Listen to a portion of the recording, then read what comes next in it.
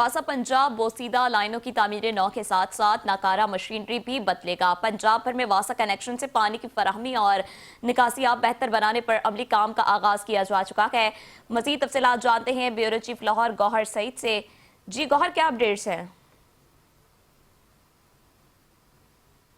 پنجاب بھر میں واسا کی کارکردگی کو بہتر بنانے اور درینہ مسائل کے حل کے لیے محکمہ ہاؤسنگ نے بڑے پیمانے پر اصلاحات کا آغاز کر دیا ہے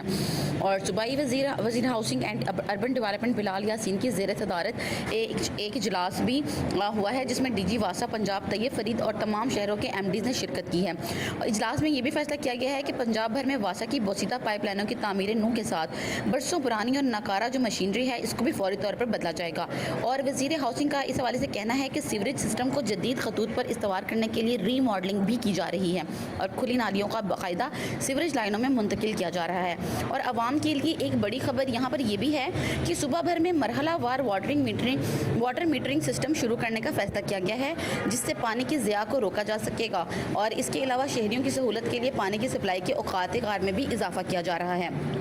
اس حوالے سے بلال یاسین نے افسران کو سخت وارننگ دیتے ہوئے کہا ہے کہ کھلے مین ہولز کے معاملے پہ زیرو ٹالرنس کی پالیسی اپنائی جائے گی اور ساتھ ہی ساتھ وسائل کی کمی کا بہانہ بھی قبول نہیں کیا جائے گا، کیونکہ حکومت واسا کو تاریخی فنڈز فراہم کر رہی ہے۔ انہوں نے واضح کیا ہے کہ عوامی شکایات کا فوری اور تسلی بخش ازالہ افسران کی اولین ذمہ داری ہے اور اس میں کسی